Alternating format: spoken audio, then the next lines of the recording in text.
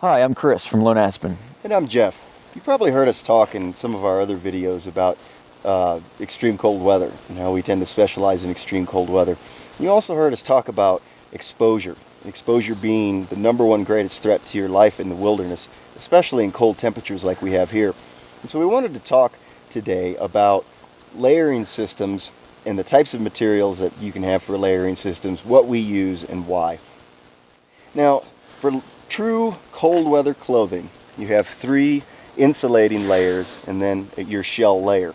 Check out our videos on shell layers where we talk about all the different types of materials and what we use and why there. Now for your 3-layer system, you usually have a tight form-fitting base layer and maybe something a little thicker as your mid layer, and then maybe a high loft layer that's very insulating. The purpose being that depending on your activity level or how cold it is outside, you swap different layers out and change what you're wearing to match the conditions you're exposed to. As far as materials, these days the big one that you're going to find is polyester or polypropylene, often in a form of a fuzzy or furry stuff generically called fleece. And polyester's pretty nice. You know, it's a synthetic fiber, which means like nylon or anything like that, it's made from oil. It definitely has its drawbacks, but some of the nice things about polyester is that it's very lightweight, which makes it very attractive to a lot of people. It's very packable and compressible, and for its weight and its size, very insulating. And nowadays, polyester and polypropylene should be pretty cheap to come by. But it has its drawbacks too. Yeah, some problems with these modern synthetic fibers is one of the big ones is odor buildup just from your body being out in the field, especially over a long time, not having access to a shower. Yeah, there's ways to wash yourself and wash your clothing in the field. Maybe you don't have the opportunity to do that all the time. And the way these odors build up in these synthetics is it doesn't take long at all. It could be a couple days. And if you're washing your garments every couple days, that's going to decrease the longevity of that garment.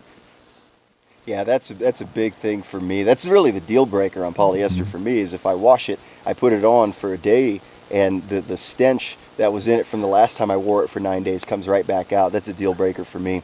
You also hear in our videos stressing the importance of fire. Fire being your tool, fire being, you know, your light, your protection, and just, you know, your way to do everything. And that's where polyesters and synthetic fibers fall flat on their face, is that if a little spark jumps off and lands on them, burns a hole right through them. Polyesters, you know, yeah, you can stitch it up, but it's plastic, and it just doesn't last long enough for us. We really have a lot of problems with it. And so, like a lot of these rather bizarre problems you encounter when you spend a lot of time out here, we found the perfect answer in the pages of history. Now, when you think of very cold weather, you think of people wearing fur. What's fur? Fur is hair. And so there's a very simple answer to all this, and that's wool. Wool is hair. And we're wearing pretty much all wool right now. And the first thing I know that when you hear that W word come out of my mouth, you think of is you flash back to your childhood and think of the itchy wool sweater Grandma bought you for Christmas. And that's not entirely true. Yeah, wool, the itchiness of it depends on the micron level of the wool. If you have something down to 17 to 23 microns, something like the base layers we're wearing, it's very soft, and if someone told you, you'd probably never even know that it's wool. But once you get 24 microns and above, that's where you get this worsted wool, something very thick, heavy, and itchy. But it's still a very good garment, but just don't wear it next to your skin.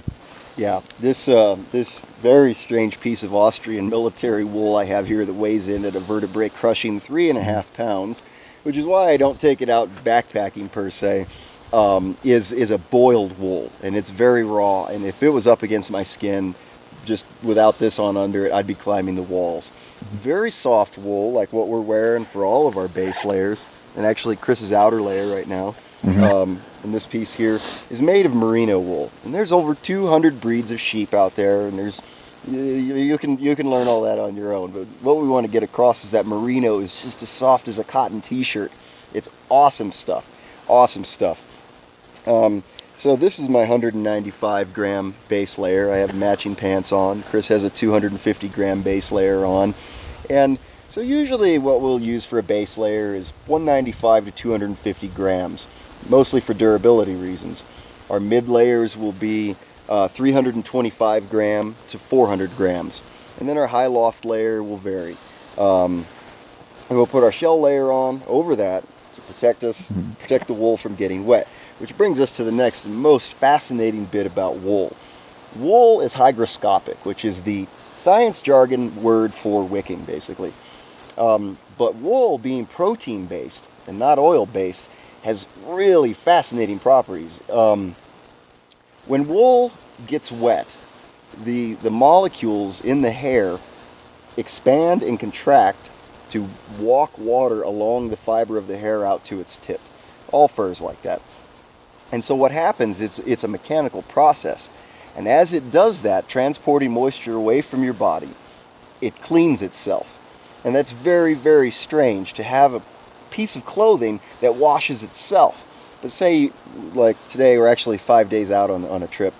And this shirt is pretty rank. If I hang it over a tree branch for 48 hours, it will smell as fresh as the forest around us.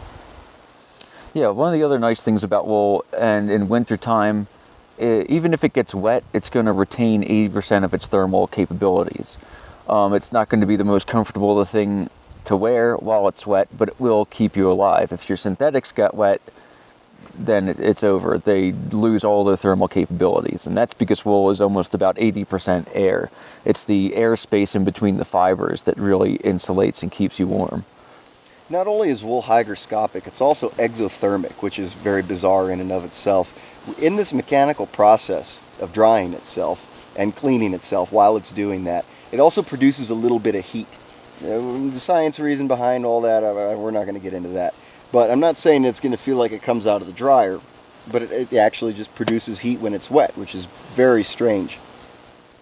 The downsides to wool, the hardest one for me being a little guy, is that it's heavy.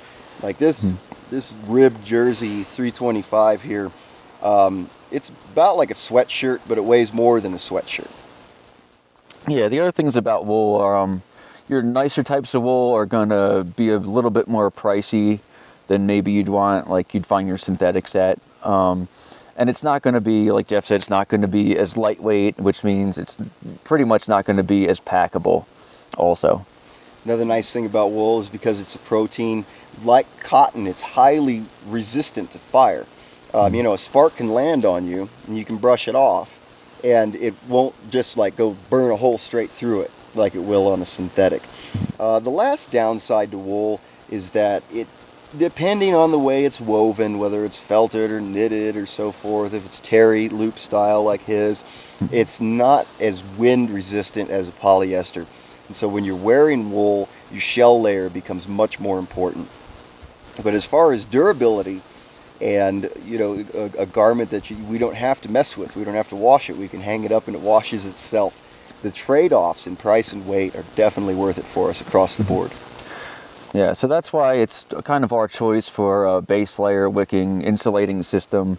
2 to 3 layers of wool is our choice of fabrics and what we wear out in the wintertime. So we hope you enjoyed this video. We hope you found it informative. Check out our other videos on other topics regarding clothing, extreme cold weather, camping, backpacking, and all types of things outdoors.